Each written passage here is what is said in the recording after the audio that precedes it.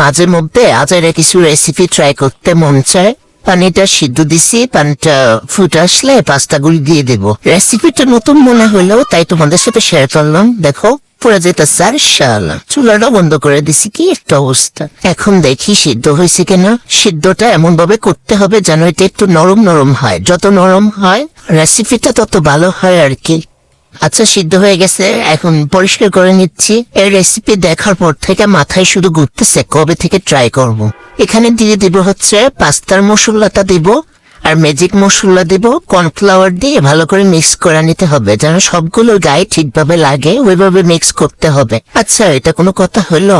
Mix করতে যায় দেখি যে কর্নফ্লাওয়ার আরো লাগবে। আচ্ছা আরো কর্নফ্লাওয়ার দিয়ে দিলাম, দিয়ে ভালো মিক্স করে নিচ্ছি।